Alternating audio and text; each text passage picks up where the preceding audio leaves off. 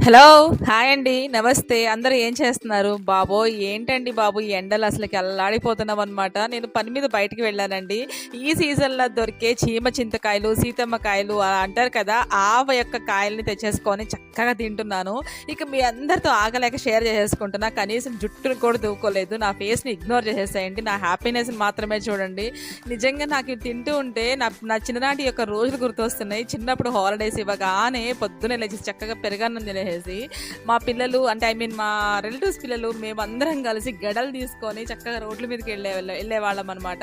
ఇంకా సమ్మర్ వచ్చేస్తుందంటే చాలు అవన్నీ కోసుకొని చక్కగా తినేవాళ్ళం. మామిడి పళ్ళు, పచ్చి మామిడికాయలు, ఈ సీతమ్మకాయలు అబ్బా ఎలా ఎంజాయ్ చేసేవాళ్ళమో. నిజంగా చిన్ననాటి జ్ఞాపకాలు గుర్తు చేసుకుంటుంటే అవన్నీ కూడా తియ్యటి జ్ఞాపకాలలాగా ఒక మధుర జ్ఞాపకాలలాగా అనిపిస్తున్నాయి అనమాట. ఇలా మీరు కూడా ఉన్నాయా? ఉండే ఉంటాయిలేండి. ఉంటే కామెంట్ సెక్షన్ తెలియజేయండి. ఇంతకీ మీ ఊర్లో ఈ కాయలనేమంటారు?